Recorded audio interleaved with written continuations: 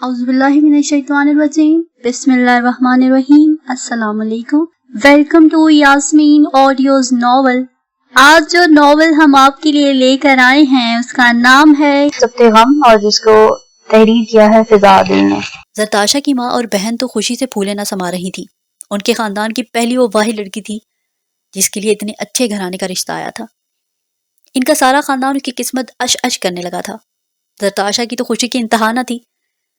वो इंतहा की हसीन थी, मगर रेहान भी किसी से कम ना था। दौलतमंद तो वो था ही, मगर साथ ही साथ बासलाहियत और पुरवका शख्सियत के हामिल रेहान ने सारी दुनिया में जरताशा को पसंद किया था। उससे बड़ी खुशी की बात क्या होगी कि उसे इसकी सोच से बढ़कर मिल रहा था एक महबूब शोहर, बल्कि इसके ख्वाबों का वो शहजादा जिसके ख्वाब उसने कभी ख्वाबों में भी ना देखे थे। चट मंगनी और पट प्यार के मामलात तय पाए और जल्द ही इसकी ज़िंदगी में शामिल हो गई। चांद सूर्य की जोड़ी थी दोनों की, जो भी देखता बलाएं ज़रूर लेता। मगर ये उन दिनों की बात है, ये हसीन लम्हे चल रहे थे, खुशियों और मुसर्रतों से भरे दिन, जिनका ख्वाब हर लड़की बुनती है। उसने भी ज़रूर बुने थे, मगर खुदा औकात से बढ़कर अता कर दे तो इंसान अपने आप से बाहर निकल कर फैल जाता है। वो भी बहुत बदल गई थी। अपनी गुज़िश्ता गुर्बत ज़दा ज़िंदगी का एक एक लम्हा भूल चुकी थी। उसे याद था तो सिर्फ रेहान और इससे भी कई ज़्यादा इसकी दौलत का नशा ऐसे ऐसे चढ़ा कि फिर सर चढ़ के बोलने लगा। मगर रेहान को शुरू के दिनों से ही इसकी हर अदा अच्छी लगती थी, चाहे वो बुरी ही क्यों ना हो। महबूब और मनचाही बीवी मिल जाए तो फिर ऐसा ही हुआ करता है। वो भी ऐसा दीवाना हुआ उसका कि उसकी हर जायज़ नाजायज़ ख्वाहिश जी जान से पूरी करने लगा। दौलत तो उसके पास थी ही, जिससे वो इसकी सारी खुशियाँ खरीद लेता था, मगर इसकी ख्वाहिशात इतनी वसी हो जाएंगी, इसका शायद इसने अंदाज़ा किया था। 3 महीने और साल गुजर गया। अल्लाह ने इन दोनों को चांद सी बेटी मावरा अता कर दी। रेहान की तो जैसे मावरा में जान थी, गोया इसकी कुल कायनात थी वो मासूम परी। मावरा की पैदाइश के 2 साल बाद अल्लाह ने उन्हें औलाद नरीना से भी नवाज दिया, जिस पर वो दोनों जितना शुक्र अदा करते कम था। 2 फूल जैसे तंदुरुस्त तवाना बच्चों का तोहफा दे देने के बाद वो इसके लिए भी और भी ज़्यादा महबूब और अहम हो गई थी। कहते हैं औरत के कदम औलाद की पैदाइश से मजबूत हुआ करते हैं। वो अगरचा पहले भी अपनी ज़िंदगी से बहुत खुश और मुतमईन थी, अब तो इसका घमंड 7वें आसमान से बातें करने लगा था। 2 बच्चों की पैदाइश के बाद इसे अपनी सेहत की फिक्र होने लगी। उसने बच्चों की पैदाइश पर फुल स्टॉप लगाने का सोचा। इस सिलसिले में रेहान से भी बात कर ली। वो तो पहले ही इसे हर वक्त सर आंखों पर बिठाए रखता था। उसके अपने ख्यालात भी बीवी से मिलते जुलते थे।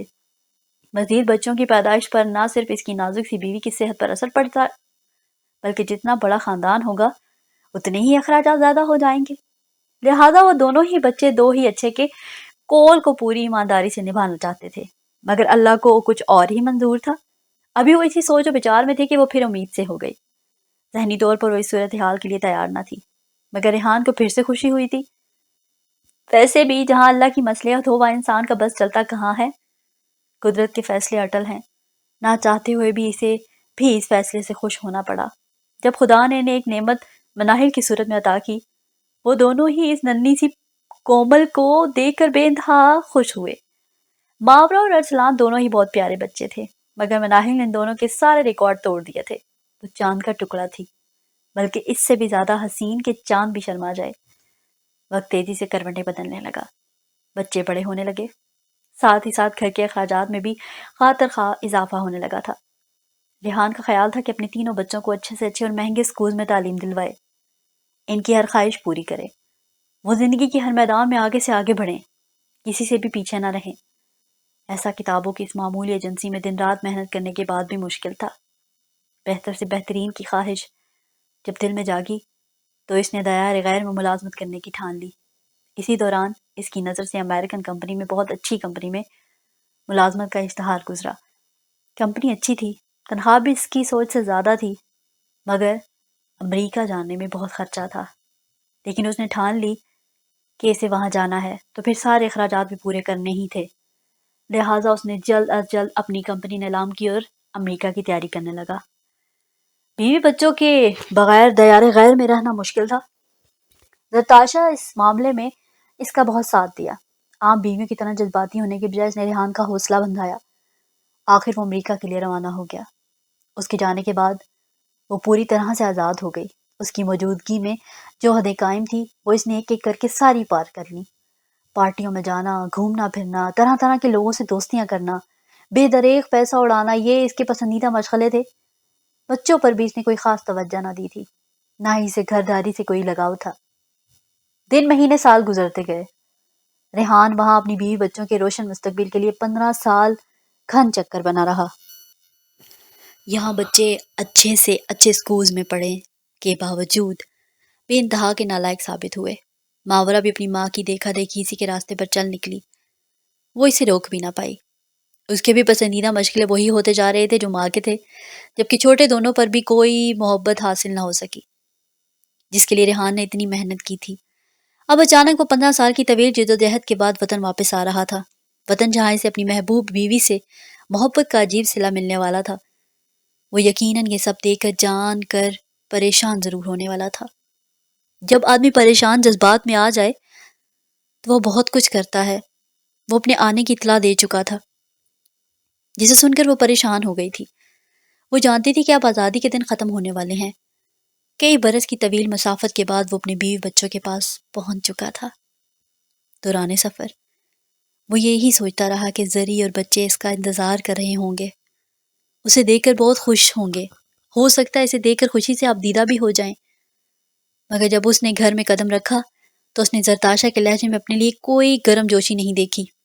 ماورا نے بھی ایسا کچھ ظاہر نہیں کیا جس سے پتہ چلتا کہ وہ اس کے آنے پر خوش ہے۔ البتہ ارسلان اور مناہل انتہائی خوش دلی سے اس سے ملے تھے۔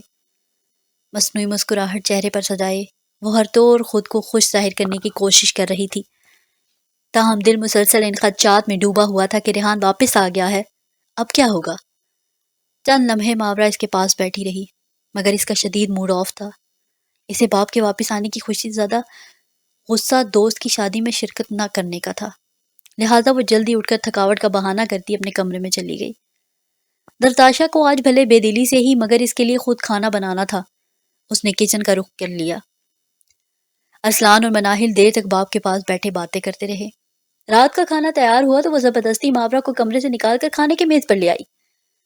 اس نے زندگی کی 14 سال پردیس میں گزارے تھے۔ وہ گھر والوں کے بدلے رویے اور عجیب عجیب سے تیور بالکل نہیں سمجھ رہا تھا۔ سب کچھ نیا اور اجنبی سا تھا۔ وہ یہی سمجھا کہ سالوں کی دوری کی وجہ سے رفتہ رفتہ سب ٹھیک ہو جائے گا۔ شاید ابھی بچے بھی شرما رہے ہیں اور زری بھی اسی وجہ سے کھینچی کھینچی ہے۔ رات کا کھانا سب نے کھایا۔ وہ لمحات تھے جن کا اور کسی نے نہیں مگر اس نے شدت سے انتظار کیا تھا، پل پل ترسا تھا، تڑپا تھا اپنے بچوں کے لیے، اپنی محبوب بیوی کی بے لوث محبت کے لیے۔ کھانے کی میز پر دال، چاول، سلاد اور ریڈی میڈ کباب کے علاوہ کوئی خاص ڈش اس کے لیے نہ بنائی گئی تھی۔ وہ کچھ بھی محسوس کیے بنا آج زری کے ہاتھ سے بنے دال چاول کو بھی مرغ مسلم سمجھ کر کھا رہا تھا۔ رات کا کھانا خوشگپیوں میں ہی کھایا گیا۔ دوستوں، رشتہ داروں کے حال احوال، ملک اور سیاست پر بحث و مباحثہ، یہ سب کرتے کرتے نہ جانے کتنا وقت بیت گیا تھا۔ کھانے کے بعد ملازمہ سبز چائے لے آئی، جس کے لیے زری نے اسے خاص تاکید کی تھی۔ اگرچہ وہ بہت کچھ بھلا بیٹھی تھی مگر اسے یاد تھا رات کے کھانے کے بعد وہ سبز چائے ضرور پیتا ہے۔ ایک ایک کر کے بچے اپنے کمروں میں سونے چلے گئے۔ بچوں کے جانے کے بعد ڈرائنگ روم میں وہ دونوں بالکل اکیلے تھے۔ زرتاشا ارد گرد سے بے نیاز نظریں ٹی وی پر جمائے اپنی سوچوں میں گم تھی جب ریحان نے اسے پکارا۔ زری جان۔ اسے جب بھی اس پر بے تحاشا پیار آتا تھا وہ اسے زری جان کہہ کر بلایا کرتا تھا۔ جی، وہ چونکی تھی۔ اس نے ایک گہری نگاہ اس پر ڈالی۔ وہ بہت بدل چکی تھی، اگرچہ پہلے بھی وہ پیکر حسن تھی مگر اب تو وہ اس سے زیادہ حسین دکھائی دے رہی تھی۔ وہ اسے ایسے ہی تکتا رہا۔ ہر مرد ہمیشہ سے ہی حسن پرست ہوتا ہے مگر ریحان کو اس معاملے میں بہت زیادہ ہی دلچسپی رہی تھی۔ وہ نہ صرف حسن پرست تھا بلکہ اپنی من پسند حسینہ حاصل بھی کر چکا تھا۔ آج اسے اپنی خوش قسمتی پر مزید رشک آنے لگا۔ بچوں کی عدم موجودگی اور فراغت میں جب زری نے ریحان کو بغور دیکھا تو اس کے چہرے پر پھیلی مصنوعی مسکراہٹ بھی پل بھر میں ماند پڑنے لگی۔ وہ ریحان محمود تھا مگر وہ پہلے جیسا ریحان محمود نہ رہا تھا۔ وہ بہت بدل چکا تھا۔ عمر کا تقاضا تھا یا اپنی صحت سے لاپرواہی؟ چہرے پر جھریاں، آنکھوں کے گرد سیاہ ہلکے، مونچھوں اور سر کے بالوں میں سفید چاندی اس کی بڑھتی عمر کی گواہی دے رہی تھی۔ بڑھاپے کے اثرات چہرے کے ساتھ ساتھ اس کے پورے وجود پر نمایاں تھے، ہوتے بھی کیوں نہ، اس نے وہاں گدھوں گھوڑوں کی طرح دن رات کام کیا تھا۔ یہاں زرتاشا بیگم کی طرح سیلونز، کلبز اور مالز میں بے دریغ پیسہ نہ اڑایا تھا۔ اس نے جب یک ٹک زری کو اپنے جانب دیکھا تو دل بےتاب زور سے مچلنے لگا۔ چاہے انسان عمر کے کسی بھی حصے میں پہنچ جائے، دل بنجارا پیار محبت کے معاملے میں ہمیشہ بچہ ہی رہتا ہے۔ اس کے دل میں بھی حسرتیں امڑنے لگیں۔ دل زری جان کی قربت کو شدت سے مانگنے لگا۔ وہ فوراً اپنی جگہ سے اٹھ کھڑا ہوا۔ ریڑھ کی ہڈی میں اٹھتی ہلکی سی ٹیس نے اوپر تک انگڑائی لی۔ در زباں پر آیا اور وہ در سے بے نیاز کمر پر ہاتھ رکھتا ہلکے ہلکے قدم اٹھاتا زری کی جانب بڑھنے لگا، مگر زری نے نظریں چرا لی۔ کچھ عرصے سے دوری کے باعث وہ اس کے لیے غیر ضروری ہو گیا تھا، مگر اس لمحے اس کو دل ہی دل میں اس سے عجیب سی کراہٹ محسوس ہونے لگی۔ وہ اس کے قریب ہی صوفے پر آ بیٹھا، ٹکٹکی باندھے اسے تکنے لگا۔ اس سے پہلے وہ اسے چھوتا یا اپنی باہوں کے جھولے میں بھرتا وہ تیزی سے اپنی جگہ سے اٹھ کھڑی ہوئی۔ ریحان، آپ بہت تھک گئے ہوں گے، کمرے میں چل کے آرام کریں۔ اس نے اٹکتے ہوئے اپنی بات مکمل کی۔ اس سے پہلے وہ کچھ کہتا وہ تیزی سے اوپر کمرے کو جاتی سیڑھیوں کی جانب بڑھ گئی۔ ریحان حیرت سے اسے دیکھتا جاتا، سارے جذبے پل میں ماند پڑنے لگے۔ اسے اس کا یہ رویہ چبھا تھا، مگر اگلے ہی لمحے دل نے تسلی بھی دے دی تھی۔ شاید سالوں کی دوری ہے تو جھجک رہی ہے مجھ سے، وہ دھیرے سے مسکرا دیا۔ دل مطمئن ہو چکا تھا اس تسلی پہ۔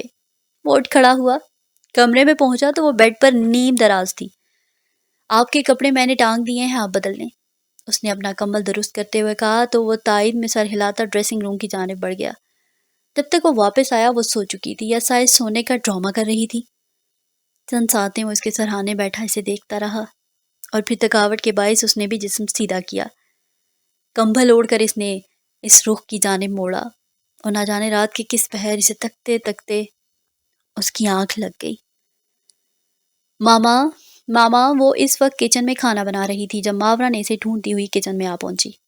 جی بیٹے، کیوں اتنا شور مچا رکھا ہے؟ کیا ہوا؟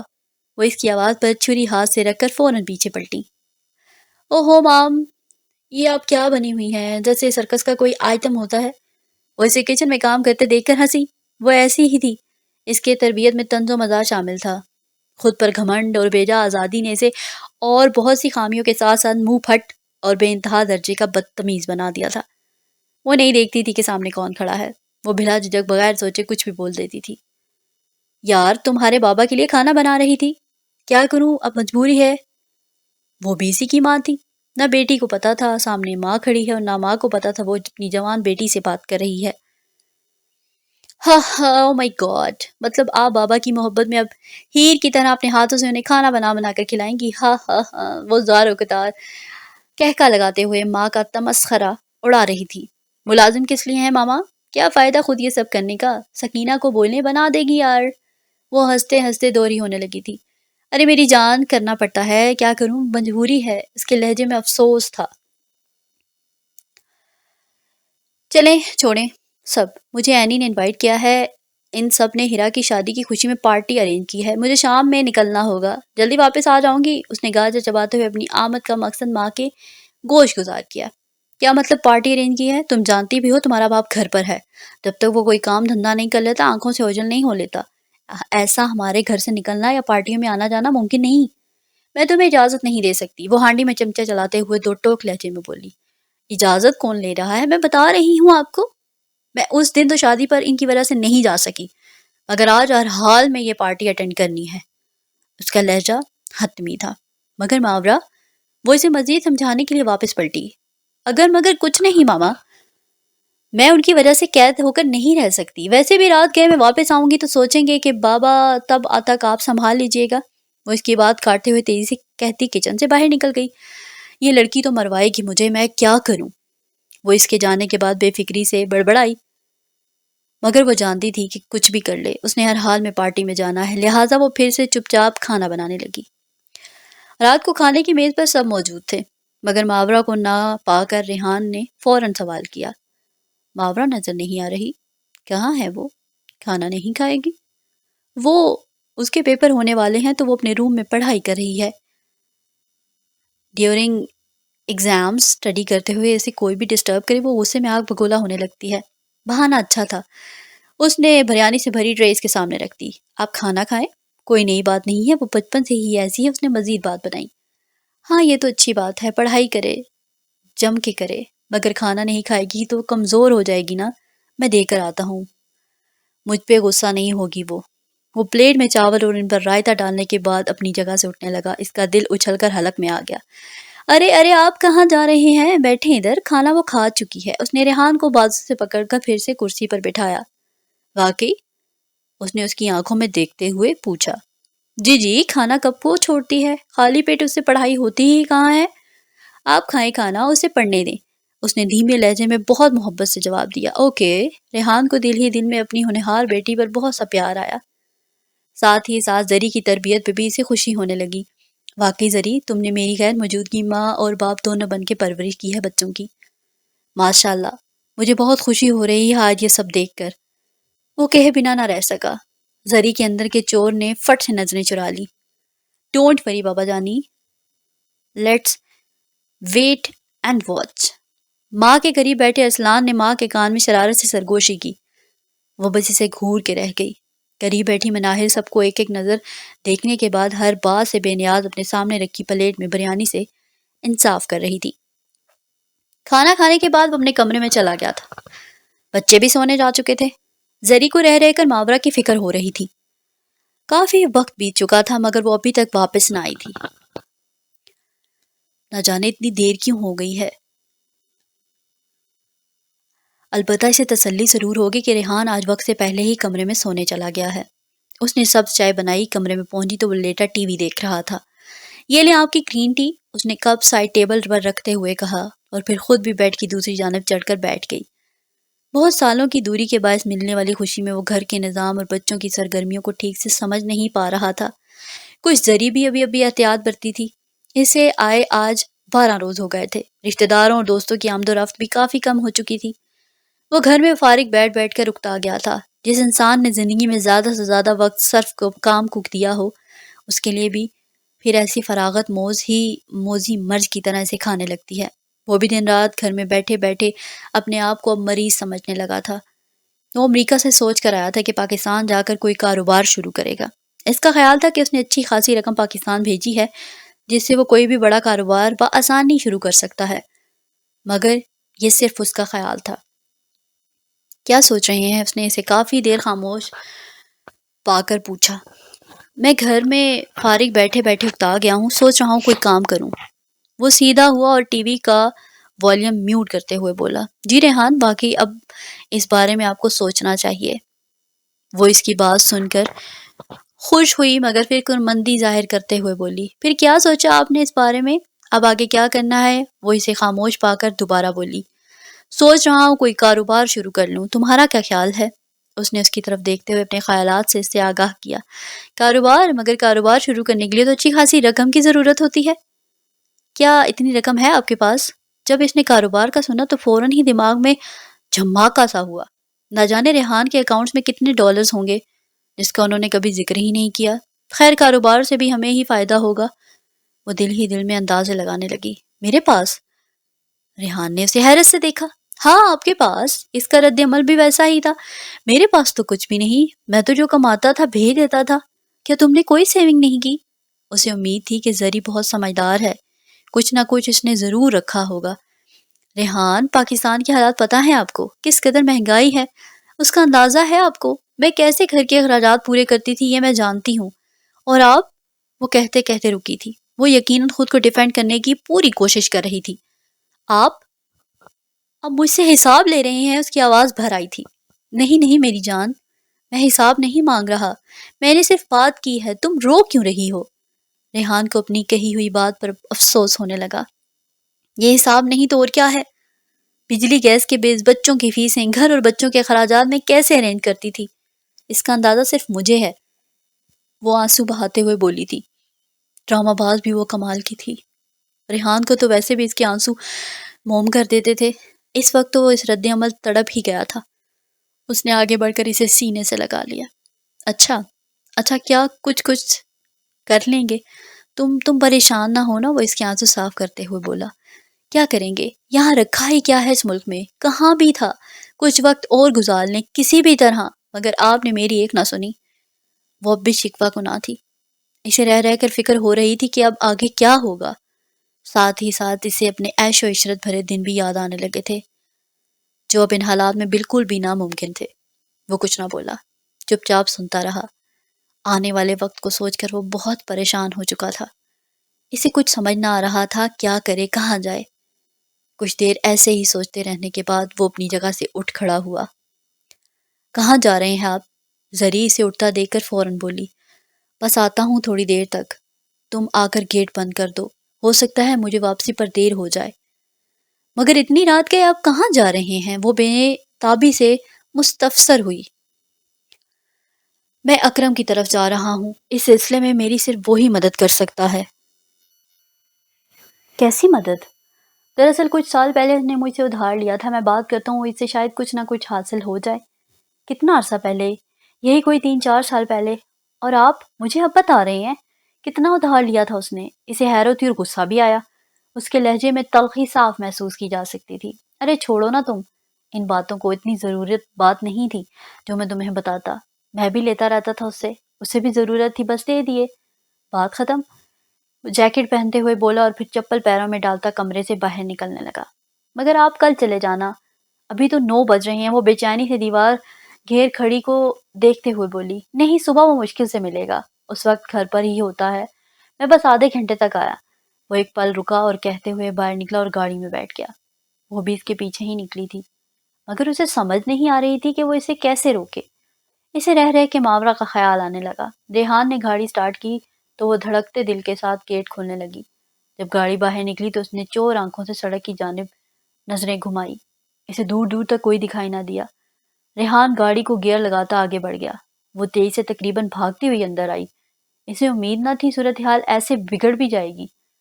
اب اسے مزید فکر ہونے لگی کہ اگر ریحان نے اسے باہر کہیں دیکھ لیا تو کیا ہوگا۔ اس نے فوراً ماورا کا نمبر ملا دیا۔ مسلسل بیل جانے کے باوجود بھی کال ریسیو نہیں ہو رہی تھی۔ وہ بے چینی سے بار بار کوشش کرنے لگی مگر بے سود۔ ماورا اس وقت کلب میں دوستوں کے ساتھ ڈانس اور ہلے گلے میں مصروف تھی۔ جب وہ منموجی کاموں میں مصروف ہوتی تھی تو موبائل ہمیشہ سائلنٹ پر رکھتی تھی۔ اگر نہ بھی رکھے تو نشہ اسے ہر بات سے بے نیاز کر دیتا تھا۔ اس کا موبائل ابھی بھی مسلسل بج رہا تھا مگر وہ نشے میں دھت مسلسل ڈانس کرتے ہوئے جھول رہی تھی۔ اوہو ماورا، پلیز پلیز پک اپ دا کال۔ وہ بالکونی میں مسلسل بے چینی سے ٹہلتے ہوئے ہاتھ میں پکڑے فون کو گھور کر چلائی۔ ہرگز گزرتا لمحہ اس کے لیے قیامت بنتا جا رہا تھا۔ اسے سمجھ نہیں آ رہی تھی کہ اب کیا کرے، کیونکہ اب تو قسمت کی دیوی اس پر مسلسل مہربان ہی رہی تھی، مگر اب اس کی چھٹی حس مسلسل اسے خدشات میں مبتلا کر رہی تھی، جیسے کچھ ہونے والا ہو، کچھ بہت برا ہونے والا تھا۔ وہ جانتی تھی کہ بھلے 100 دن چور کا ہو، ایک دن مالک کا بھی آ جاتا ہے۔ اسے لگا جیسے وہ دن آن پہنچا ہے۔ اکرم خان اور ریحان محمود کالج کے زمانے سے دوست تھے، دونوں ایک دوسرے پر جان چھڑکتے تھے۔ اس کا کوئی بہن بھائی نہ تھا اور اکرم بھی ایک ہی تھا، شاید یہی وجہ تھی دونوں کی دوستی دن بدن گہری ہوتی چلی گئی۔ جیسے وہ دوست نہ ہوں گے سگے بھائی، ہمیشہ ہر معاملے میں ہر مشکل میں دونوں نے ایک دوسرے کا ساتھ دیا تھا۔ اس وقت بھی اسے سب سے پہلے اکرم کا ہی خیال آیا۔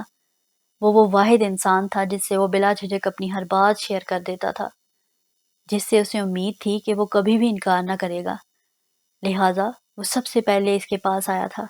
اکرم بہت خوش مزاج اور ملنسار انسان تھا۔ اللہ کی قدرت کے اسے بیوی بھی انتہائی خوش مزاج، پاک باز اور سلیقہ مند ملی تھی۔ خدیجہ نے نہ صرف پورا گھر سنبھال رکھا تھا بلکہ دونوں بچوں شازیب اور ردا کی پرورش بھی بہت خوش اسلوبی سے کی تھی۔ وہ جس مقصد کے لیے یہاں آیا تھا وہ پورا ہو چکا تھا۔ اکرم نے اس کی اس معاملے میں ہر ممکن حد تک مدد کرنے کا وعدہ کیا تھا۔ دونوں کو باتیں کرتے ہوئے کتنا وقت گزر گیا پتہ ہی نہ چلا۔ جوانی کے قصے، پردیس کی باتیں، بیتی یادیں اور سیاسی بحث و مباحثہ آج دونوں نے ہی جم کر لیا تھا۔ اس دوران ردا اور شاہزیب بھی ڈرائنگ روم میں آ گئے تھے۔ خدیجہ نے چائے کا اہتمام بھی کر لیا۔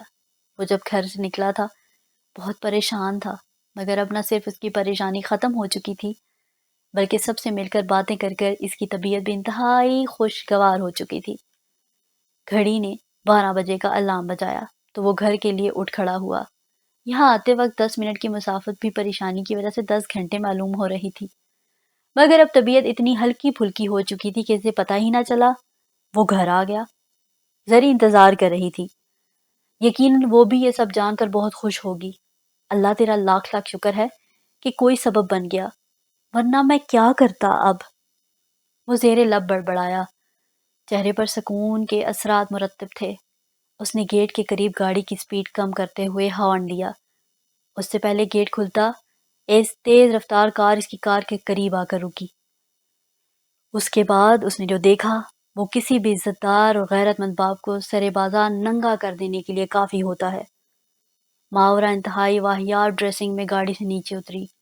وہ اکیلی نہیں تھی، گاڑی میں مزید 2 لڑکے اور ایک لڑکی اسی طرح کی حالت میں اپنی اپنی سیٹوں پر بیٹھے جھول رہے تھے۔ انگلش طرز کا میوزک 7ویں آسمان چھو رہا تھا۔